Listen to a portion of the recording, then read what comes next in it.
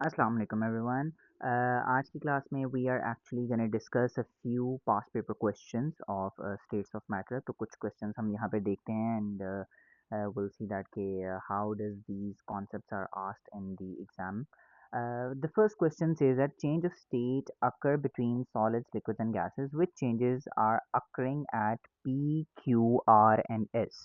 अगर हम P में देखते हैं तो the gas is converting into liquid. जब गैस लिक्विड में कन्वर्ट हो रही है this is called as condensation. दूसरी तरफ आते हैं क्यू, हमारे पास liquid is converting into solid, तो ये क्यू जोन सा है that will be called as freezing.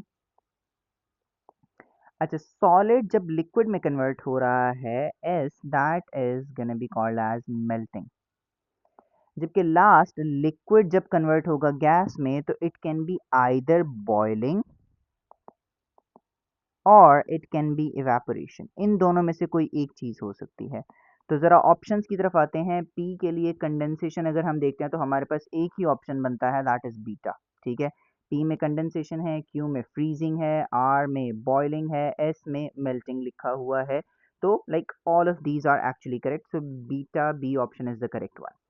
Question number 2 पर आते हैं। Which row correctly describes changes in the particles when a substance freezes. अच्छा, सब्सटेंस फ्रीज कर रहा है, इसका मतलब कि हम लिक्विड से सॉलिड की तरफ जा रहे हैं। तो हमने इसके अकॉर्डिंगली देखना है। First of all, arrangement of particles. हमें पता है लिक्विड में पार्टिकल्स आर इरेगुलरली अरेंज्ड, जबकि सॉलिड में particles are regularly arranged, regular होते हैं, ऑर्डरली अरेंज्ड होते हैं, ये चीज़। तो हम यहाँ पर पहला ऑप्शन अगर देखते हैं तो पार्टिकल्स बिकम मोर ऑर्डर्ड, ये करेक्ट हो सकता है। Beta option, particles become more ordered. Charlie और डेल्टा, सी और डी में लेस ऑर्डर्ड लिखा है, तो ये करेक्ट नहीं हो सकता। आप इरेगुलर से रेगुलर में जा रहे हैं, आप डिसऑर्डरली से ऑर्डरली अरेंजमेंट में जा रहे हैं, तो ए और बी में से कोई एक आंसर होगा। Next thing is energy change in the particles. जब आप लिक्विड से सॉलिड में जा रहे हैं तो एनर्जी इज गिवन आउट। हमने ये बात कूलिंग कर्व के अंदर देखी थी कि लिक्विड से सॉलिड में जाते हैं और हमने कहा था कि इन दैट ग्राफ हमारे पास energy is given out, energy is lost. तो पार्टिकल्स लूज एनर्जी, तो beta will be correct option again. Question number 3 पे आते हैं। Four substances are heated gently, the temperatures at which they start and finish melting are recorded over here. Which statement about the substances is correct? अच्छा, इसके लिए हम एक छोटा सा रूल पढ़ते होते हैं। वी ऑलवेज से दैट कि अगर कोई भी प्योर सब्सटेंस है ना, तो उसका melting point and boiling point sharp होता है। अब शार्प मेल्टिंग बॉइलिंग पॉइंट का मतलब क्या है कि अगर एक सब्सटेंस 10 डिग्री सेल्सियस पे मेल्ट करना स्टार्ट करेगा तो वो कंप्लीटली 10 डिग्री सेल्सियस पे ही मेल्ट करेगा। मतलब ये कि 10 पे स्टार्ट हुआ, 10 पे ही फिनिश होगा। सॉलिड 9 डिग्री सेल्सियस पे एग्जिस्ट करेगा, लेकिन 10 के ऊपर सॉलिड प्लस लिक्विड होगा, 11 डिग्री सेल्सियस के ऊपर it will be only liquid. This is what we mean by sharp. लेकिन जब इम्प्योर होता है तो शार्प मेल्टिंग बॉइलिंग पॉइंट नहीं होता। तब क्या होता है, तब हमारे पास रेंज आ जाती है। अगर स्टार्ट 8 पे हुआ है तो बेटा it can go up till like 12 degree Celsius तक। अच्छा, अब इसमें एक और चीज़ आ जाती है कि जब आप बात करते हैं ना इम्प्योर सब्सटेंस के लिए, तो इम्प्योर सब्सटेंस के लिए मेल्टिंग पॉइंट कौन सा है वो करता है डिक्रीज। लाइक अगर मेरे पास वाटर है तो वो मेल्ट करेगा एट 0 डिग्री सेल्सियस, लेकिन लाइक मेल्ट करेगा या फ्रीज करेगा। लेकिन अगर मेरे पास अगर इम्प्योर वाटर है, उसके अंदर इम्प्योरिटीज हैं, तो वो उसका मेल्टिंग पॉइंट कम हो जाएगा, -2 -3 पे चला जाएगा। जबकि बॉइलिंग पॉइंट जौन सा है वो इंक्रीज करता है। अब इसके अकॉर्डिंगली ऑप्शंस को देखते हैं। Substance 1 is the only pure substance. Substance 1 pure है, बात ठीक है, लेकिन सब्सटेंस 2 भी प्योर है। Start and finish melting at the same temperature, तो this is wrong. Beta option पे चलते हैं। Substance 3 and substance 4 are impure, 3 and 4 are impure, ये बात ठीक है। बाकी ऑप्शंस भी देखते हैं। Substance 4 is water, not possible. Pure water अगर होता तो हमारे पास लाइक 100 से स्टार्ट हो रहा होता, तो that's not correct. They are all solids at room temperature. अगर आप रूम टेम्परेचर पे सॉलिड की बात करते हैं तो यू कैन सी दिस कि ये जो सब्सटेंस 2 है ये लिक्विड है। क्यों? क्योंकि 0 डिग्री सेल्सियस पे ये मेल्ट हुआ है, दिस इज एक्चुअली वाटर। ठीक है, तो वाटर तो जौन सा है वो 0 डिग्री सेल्सियस पे मेल्ट कर जाता है, वो हमारे पास सॉलिड नहीं रहेगा। तो इसका मतलब beta is the correct option के 3 and 4 both of them are impure. Question number 4, which substance would diffuse most quickly. सबसे पहले हम देखते हैं टेम्परेचर। हमने दो बातें डिस्कस की हुई हैं कि टेम्परेचर इफेक्ट करेगा और हमारे पास मैस इफेक्ट करेगा, तो दोनों देखते हैं। टेम्परेचर की बात करते हैं तो टेम्परेचर 25 डिग्री सेल्सियस हाई है, तो इसका मतलब बी और डी में से कोई एक करेक्ट है। मैस की अगर बात करते हैं तो पीरियोडिक टेबल से हम मैस देखेंगे कि neon exist as just an E. ठीक है, तो नियॉन का मैस होता है 20, जबकि कार्बन डाइऑक्साइड CO2 है, इसका मैस होता है 12 प्लस 32, दैट बिकम्स 44। तो हमारे पास जिसका मैस कम होगा वो जल्दी डिफ्यूज करेगा, it means that delta is the correct option. Next आते हैं क्वेश्चन नंबर 5 पे। Which diagram shows the arrangement of particles inside a balloon containing a mixture of the gases nitrogen and oxygen। हमें पता है nitrogen exist as N2, oxygen exist as O2। पहली बात तो ये है कि मुझे N2 एंड O2 आइडेंटिफाई करना है। बेटा यहाँ पर I can only see like one atoms, तो ये तो नहीं पॉसिबल। ये सेकंड सिनेरियो में तो ऐसे है कि उसने शो किया हुआ है कि एक नाइट्रोजन और एक ऑक्सीजन एटम्स इकट्ठे हैं, तो ये भी पॉसिबल नहीं है। बी और सी में मेरे पास यहाँ पर this is N2 and this is O2, this is N2, this is O2। अब इनमें से कौन सा करेक्ट आंसर है? यहाँ पर कॉन्सेप्ट अप्लाई होगा डिफ्यूजन का। गैसेस डिफ्यूज करती हैं और वो डिफ्यूज करके इक्वली डिस्ट्रीब्यूट हो जाती हैं हर जगह पे, तो इस तरह चार्ली करेक्ट आंसर होगा। ऐसा नहीं होगा कि दोनों गैसेस सेपरेट हो जाएं। यहाँ पे वो डेंसिटी डिफरेंस वाली बात बहुत से बच्चों के ज़हन में आती है, तो बेटा द थिंग इज कि इतने छोटे डिस्टेंस के ऊपर डेंसिटी डिफरेंस का कोई इफेक्ट नहीं होता। ठीक है, moving to question number 6, the diagram shows some of the changes of state. ठीक है, विच स्टेटमेंट इज करेक्ट देखते हैं। Although the change is not shown on the diagram, a gas can change directly to a solid। ये बात ठीक है, हमने ये पढ़ा भी था कि हमारे पास एक गैस जोन सी है वो डायरेक्टली सॉलिड में चेंज हो सकती है। We call that procedure as deposition. बात करेक्ट है, बट बाकी ऑप्शंस को देख लेते हैं। The changes 1 and 3 involve particles moving closer together. 1 and 3 में आते हैं। बेटा 1 में सॉलिड से आप लिक्विड में जा रहे हैं, पार्टिकल्स दूर हो रहे हैं, तो ये तो रॉन्ग है। नेक्स्ट पे आते हैं, the changes 2 and 4 involve particles moving further apart. तो हमारे पास 2 एंड 4 है। 2 को देखते हैं, लिक्विड से गैस, ओके पार्टिकल्स दूर जा रहे हैं, लेकिन लिक्विड से सॉलिड पार्टिकल्स करीब आ रहे हैं, तो this is also wrong. The changes 3 4 and 5 all involve the release of energy. Release of energy कब होती है? जब हमारे पास कूलिंग कर्व आता है। तो अगर मैं यहाँ पर देखूँ 3 4, फर्स्ट ऑफ ऑल 3 पे आते हैं, गैस से लिक्विड, ठीक है, लिक्विड से सॉलिड, ये भी ठीक है, लेकिन 5 ये है सॉलिड से गैस, ये हीट एनर्जी आप दे रहे हैं। ओके, इसमें आप हीट एनर्जी देंगे, this is actually endothermic reaction, तो इसलिए this is not correct, alpha is the correct option.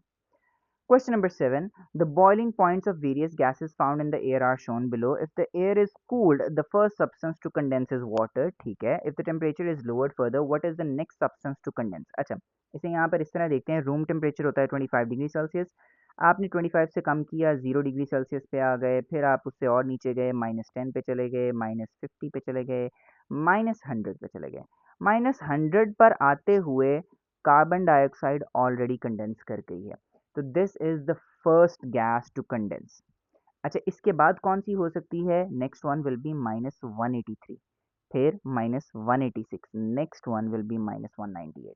तो ये मैं ऑर्डर यहाँ पे लिख देता हूँ, 1 2 3 and 4। This will be the order कि किस तरीके से टेम्परेचर कम होते होते कौन सी गैस पहले नंबर पे कंडेंस होगी, फिर सेकंड, फिर थर्ड, फिर फोर्थ पे। Question number 8. Data about two compounds is given. Both compounds have a simple molecular structure. ठीक है. Two bottles are placed close together inside a large container at a temperature of 90 degree Celsius. अच्छा, ये temperature थोड़ा सा important है यहाँ पर, इसे हम देखते हैं क्यों. One bottle contains 1 gram of H2S, the other bottle contains 1 gram of PCl3. ठीक है. A detector is placed in the container 2 meter away from the two bottles. The two bottles are opened at the same time. Which row is correct? It means ये है कि हमारे पास कौन सा है, ये कौन सी गैस जल्दी डिफ्यूज कर रही है, that's the main question. Temperature आपने सेम कर दिया है, ठीक है। जब टेम्परेचर सेम हो जाता है तो एवरीथिंग डिपेंड्स अपॉन कि हमारे पास मास क्या है। लेकिन यहाँ पर एक इंटरेस्टिंग बात है, जैसे मेल्टिंग बॉइलिंग पॉइंट बिला वजह नहीं दिया है, उसने मेल्टिंग पॉइंट और बॉइलिंग पॉइंट इसलिए दिए कि आप देख लें कि क्या इनमें से ऐसा तो नहीं है कि एक चीज़ गैस हो और दूसरी चीज़ लिक्विड हो। क्योंकि अगर गैस और लिक्विड का कॉम्बिनेशन हुआ तो हमने डिस्कशन ही नहीं करनी, गैस हमारा करेक्ट आंसर होगा, चाहे जो मर्जी हो जाए, मास चाहे उसका कम हो ज़्यादा हो, इट डजेंट मैटर। अब इस चीज़ को पहले असेस करते हैं। 90 डिग्री सेल्सियस के ऊपर H2S ऑलरेडी बॉयल कर चुकी होगी, बिल्कुल बात ठीक है। -61 पे वो बॉयल कर गई है, तो 90 डिग्री सेल्सियस पे ये तो गैस ही है, ठीक है। PCl3 भी गैस है, तो इसका मतलब कि गैस है, लिक्विड की हमें टेंशन लेने की ज़रूरत नहीं है। हमें अब मैसेस की तरफ जाना होगा। H2S का मैस अगर आप कैलकुलेट करें तो हाइड्रोजन का मैस है 1 मल्टीप्लाई बाय 2, सल्फर का मैस होता है 32, दिस बिकम्स 34। PCl3 का मैस अगर आप देखते हैं तो फॉस्फोरस का मैस होता है 31, क्लोरीन का मैस होता है 35.5 मल्टीप्लाई बाय 3। इसका रिजल्ट क्या बनेगा? Let me just use my calculator, just a second.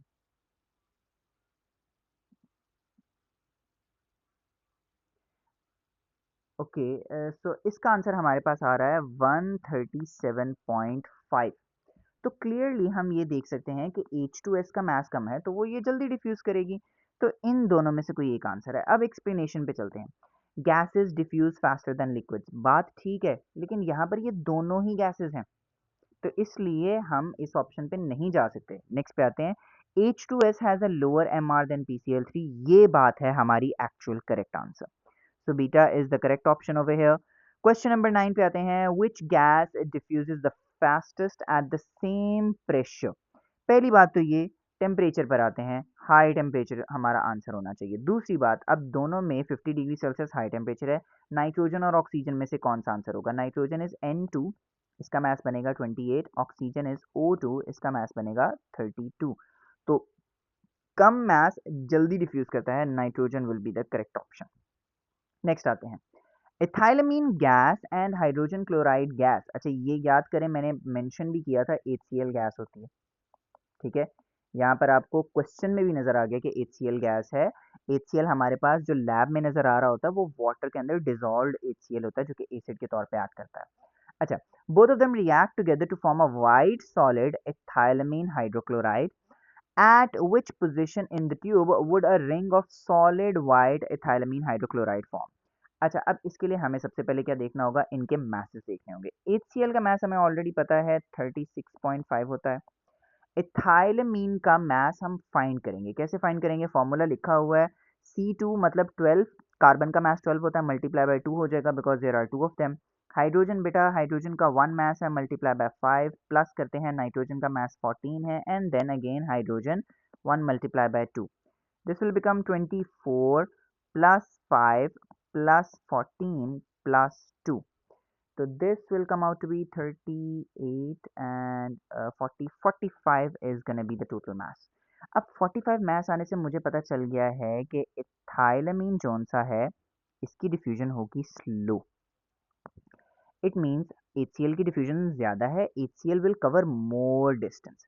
अब अगर यहाँ पर अगर आप अच्छे तरीके से देखें तो you can clearly see that कि ये जो बी ऑप्शन है ना, ये ट्यूब का समवट सेंटर बन रहा है।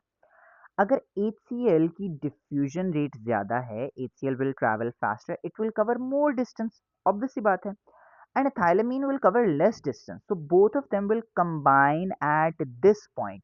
This is where my solid white ethylamine hydrochloride will form. आज की वीडियो के लिए इतना ही। हम और भी कुछ पास्ट पेपर क्वेश्चंस करेंगे, दैट विल बी इंशाल्लाह इन द नेक्स्ट वीडियो।